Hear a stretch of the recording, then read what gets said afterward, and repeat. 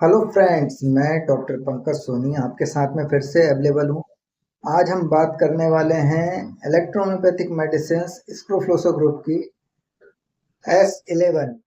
ये जो रेमेडी है, ये विशेषतः स्क्रोफ्लोसो ग्रुप की एक ऐसी रेमेडी है जो पूरे सिस्टम में एक अकेली ऐसी दवा है जिसका उपयोग करके हम शरीर में किसी भी प्रकार की मितली या वमन, जिसको हम उल्टी बोलते हैं, उसको रोक सकते हैं।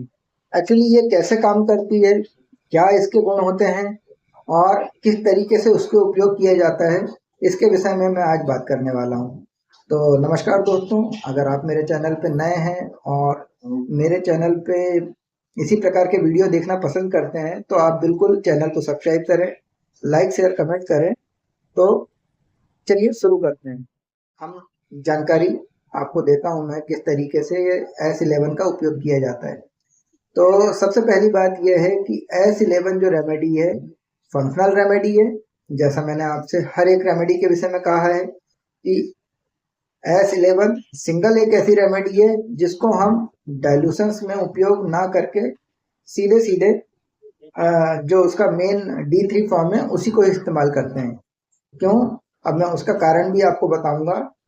क्योंकि ये एक ऐसी रेमेडी है जो कि पॉजिटिव फंक्शंस, एकदम जो पॉजिटिव फंक्शंस है उसको रिकवर करती है, और साथ ही साथ इसके D3 या D4 फॉर्म को आप इस्तेमाल करेंगे तो ज़्यादा अच्छे से इसका रिस्पॉन्स ले पाएंगे।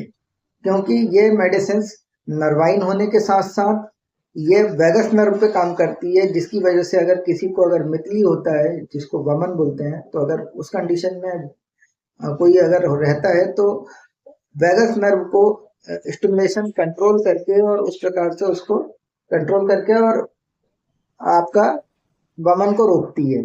साथ ही साथ ये आपका जो आहार नाल है उसको भी पोषण देती है, उसकी भी किसी भी फंक्शन को रिकवर करती है, और स्टमक को तो करती ही करती है, डुओडेनल तक के इसका इफेक्ट आता है। डुओडेनल के पहले का जितना भी मुख तक का पार्ट है उस पर यह बहुत अच्छे से प्रभाव करती है अपना। और साथ ही साथ ये नर्वाइन भी है। नर्वाइन बोले तो एक तरीके से जो स्पाइनल कॉर्ड है उसके ऊपर भी ये अच्छे से वर्क करती है। तो आप इस कंडीशन में अगर हो कि आपको अगर किसी को मितली हो रही है, किसी को अगर उल्टियाँ हो रही है, तो उल्टी रोकने के लिए आप S11 का D4 फॉर्म जो होता है उसको D5 में कन्वर्ट करेंगे, और D5 को कन्वर्ट करने के बाद में अगर पेशेंट को आप डायरेक्ट एक गिलास वाटर में अगर 8 से 10 बूंद आप दे देते हैं S11 की, येलो इलेक्ट्रिसिटी उसमें अगर ऐड कर देते हैं तो वो भी काफ़ी प्रभावी होता है। ये दो रेमेडी को आप जब एक साथ देते हैं तो पेशेंट तुरंत आराम पाता है, तुरंत उसको जो तकलीफ है वो कम हो जाती है। अगर वमन बहुत ज़्यादा हो रहा है, घबराहट हो रही है, तो वो तुरंत रुकता है। तो इस प्रकार से आप कर सकते हैं।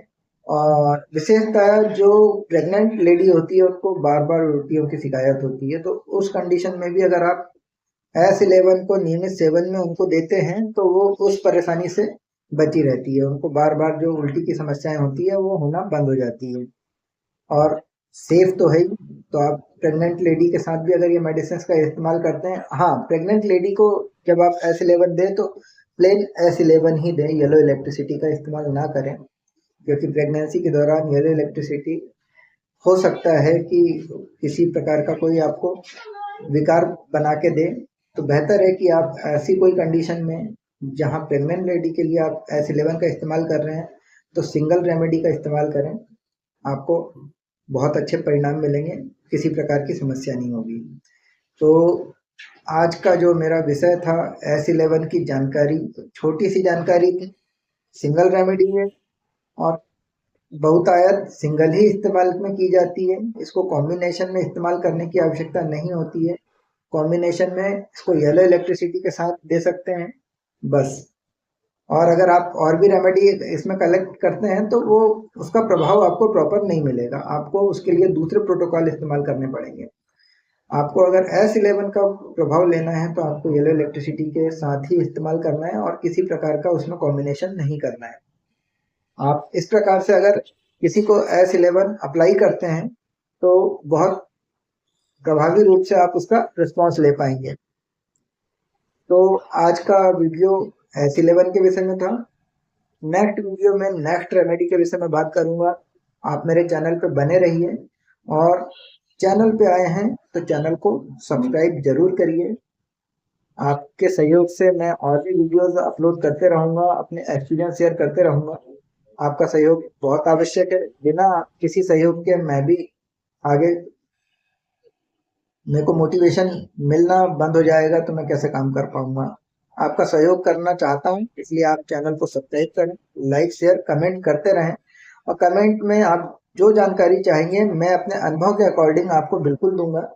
जो मैं अपना एक्सपीरियंस अभी तक के गेन किया हूँ इतने सालों की प्रैक्टिस में, उसमें जैसे जैसे मैंने केस स्टडी की है उसके विषय में आपको जो हेल्प हो सकती है बिल्कुल करूंगा।